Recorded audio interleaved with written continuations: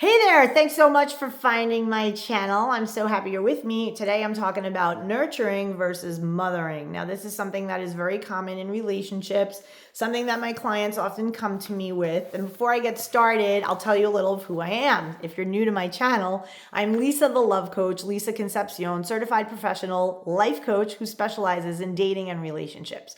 And I founded a company called lovequestcoaching.com where I teach people how to love themselves and how to heal from past wounds so that they can thrive in their relationships. And so today I'm going to be speaking to you about nurturing versus mothering. So we often hear men say that they want a woman who is nurturing and feminine. And so we get confused, right? It's normal. Women think automatically that that means they want women to do everything for them and to, cook their food and fold their laundry and the doing and the doing and the doing. And actually, it's quite the opposite. Mothering is all of those things. And men do not want to be mothered. Men want their partner to be a woman, a grown woman, healthy, whole, complete, fulfilled in themselves. But when a woman is mothering, it is coming from a place of woundedness. So I'm going to get into the details of what is nurturing and what is mothering. And we are going to get clear about both. And then you're going to know, where does this come up for you, right? Do you see it coming up for you in your own relationship?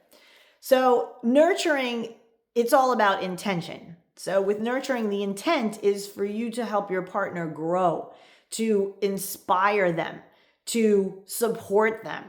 Nurturing looks like providing emotional support, encouragement, care in a way that helps somebody grow and thrive, being empathetic, being in an environment, fostering and creating an environment where the other person feels safe and valued and understood. Nurturing does not imply taking over or assuming the responsibility for the other person's life decisions, but rather being there as a partner in their emotional journey. So they're all figuring it out themselves. They're doing it. They're big boy. They can do it. You're just encouraging them. You're believing in them, right? And this inspires them to come up with solutions, to bounce ideas off of you. And then you do the same with them, right? So it becomes more of a teamwork. In the context of a romantic relationship, nurturing means offering emotional warmth, listening, not quiet. Listen more, validating them, encouraging, comforting. Give you an example. Husband tells me all these things about the characters of his job and the people in his life as far as work.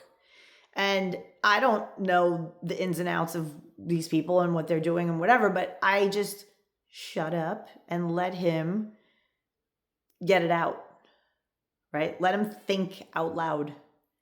And he feels very nurtured, supported, just simply by that. We could be walking the dog, and I'm focused on walking the dog, and he's there, blah, blah, blah, blah, blah, blah, blah, about all his work stuff. And I don't interrupt and I don't say anything, and I'll interject with a question or I'll validate him like, wow, okay, what are you going to do? Like, that is nurturing, right?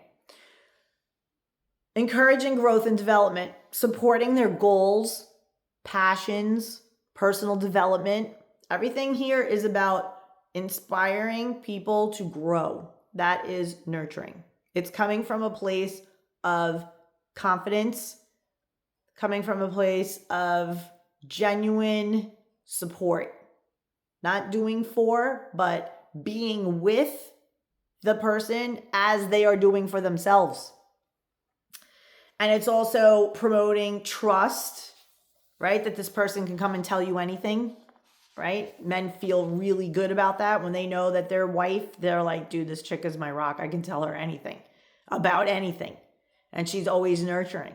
She doesn't try to solve it for me. She doesn't offer criticisms. She's just like, oh, wow, what are you going to do about that?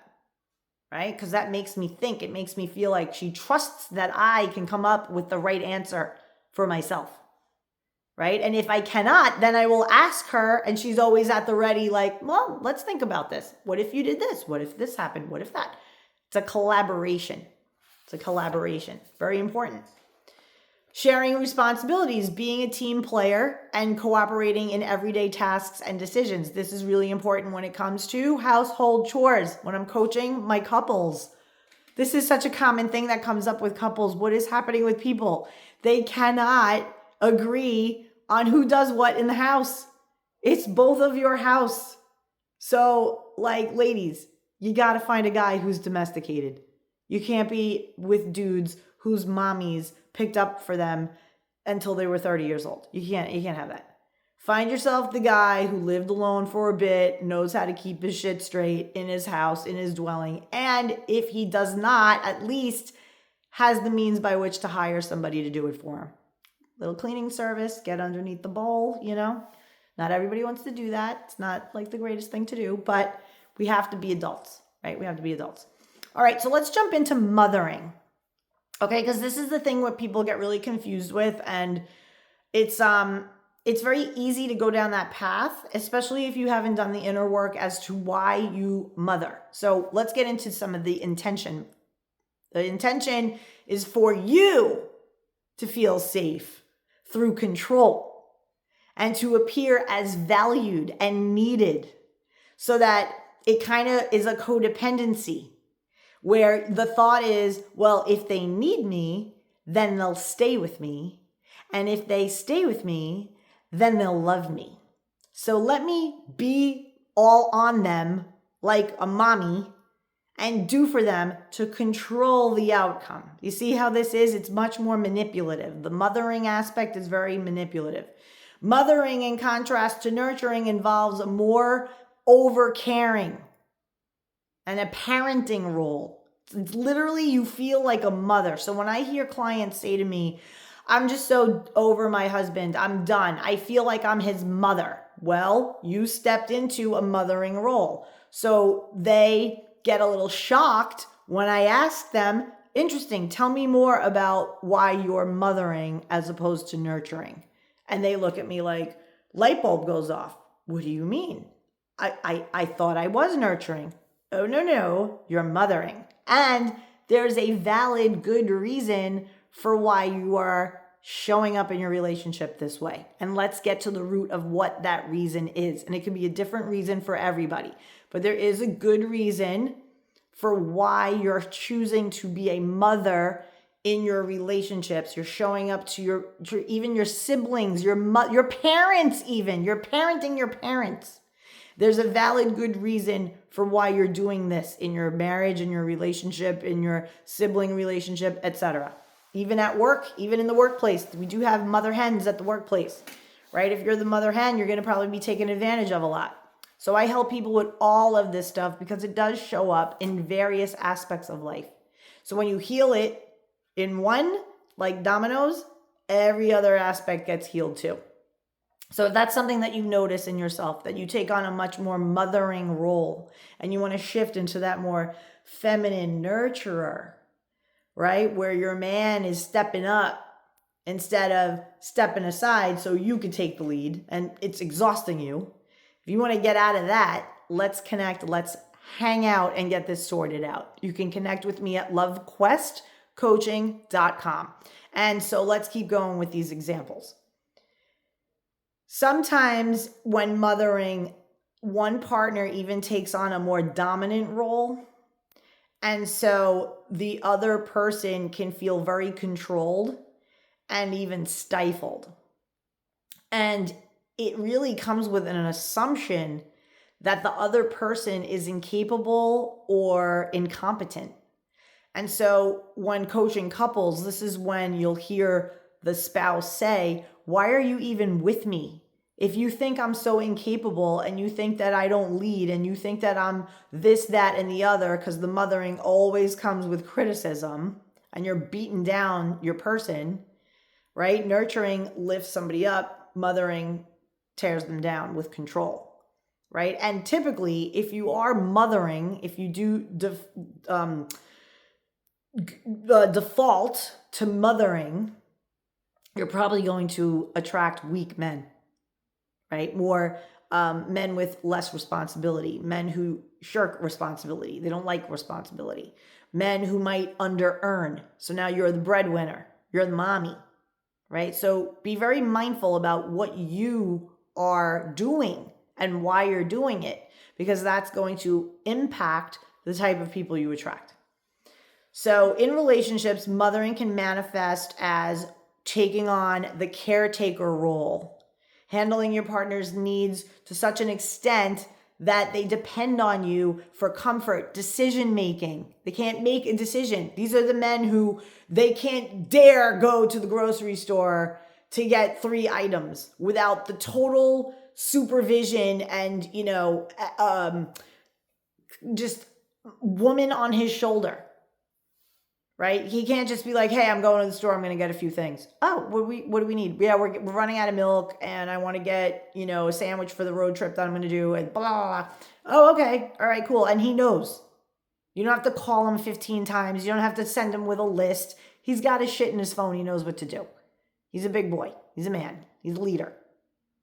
Right? And you're just chilling, watching TV, filing your nails, talking on the phone with your sister, doing your life because you know that he's capable. You're not mothering him. Texting him at the supermarket. Are you okay? Did you find the soup?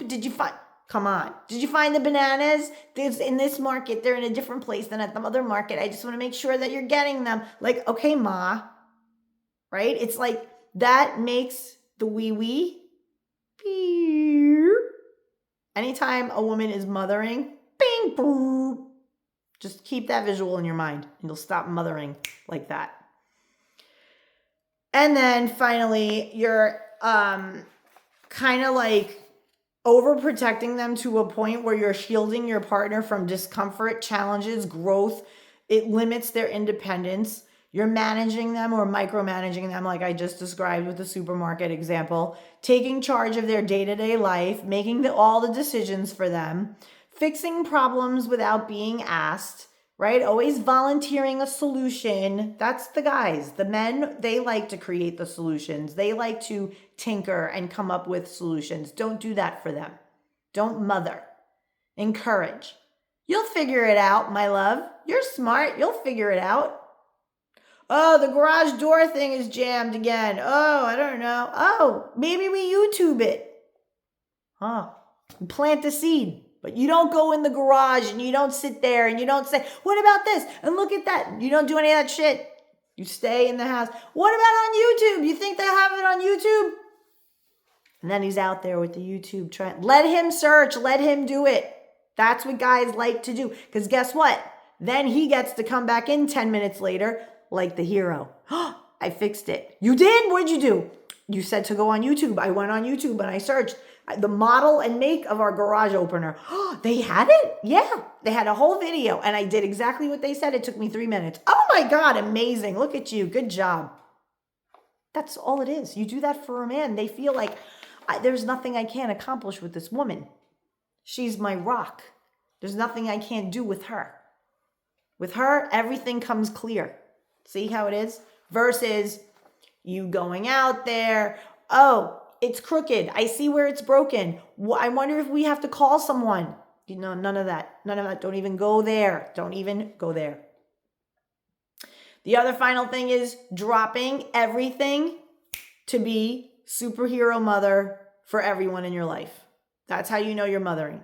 You be in the middle of 27 things and all of a sudden somebody needs you.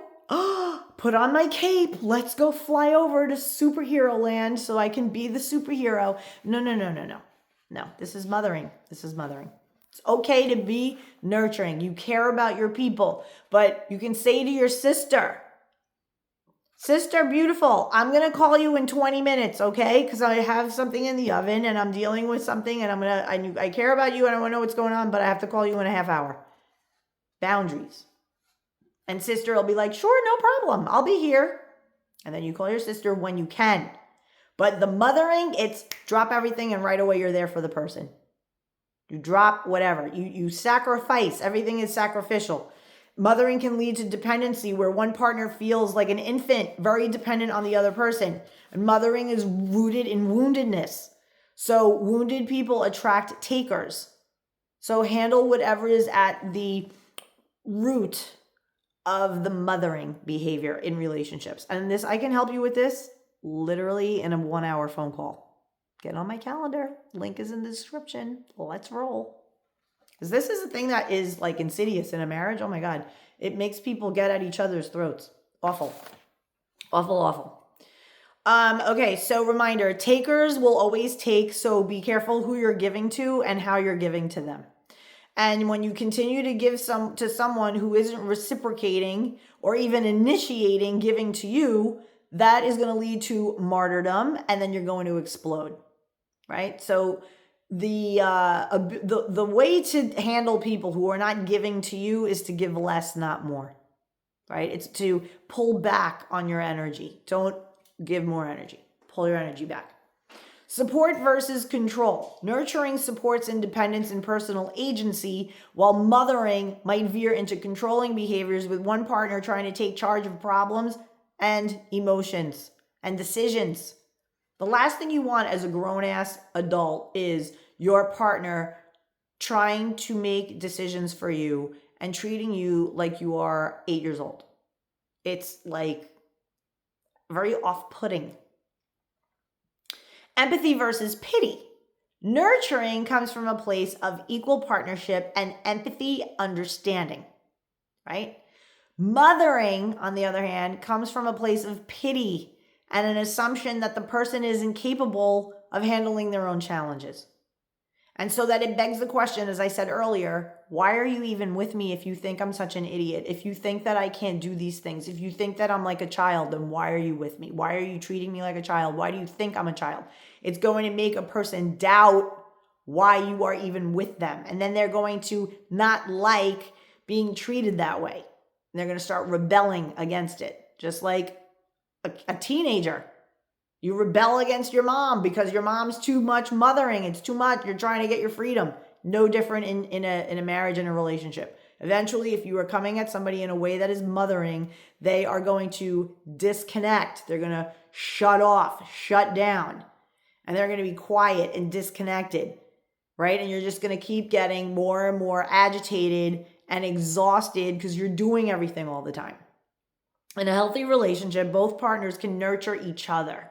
And that's the goal, in ways that you foster equality and respect and support and growth. You both together can accomplish amazing things if you are both nurturing each other and committed to the growth of the relationship. But if one of y'all is wounded and you're coming at it from a place of woundedness because you need to control the situation, got to get to the root of what that is. However, if mothering becomes too dominant, it can lead to unhealthy dynamics, codependency, where one person feels like a kid, like a baby, overprotected, and the other might feel burdened and resentful and exhausted. So, I hope this content served you well, and for those who stayed all the way to the end, there is a special gift for you. You can get your free Love Life assessment done by me at lovequestcoaching.com. All of the information is in the description, and if you like this video and like this kind of content and the delivery by which it's given, feel free to hit the subscribe button, hit the link and the notification button so when the party starts, you get notified. All right, until next time, this is Lisa's Lowdown on Love.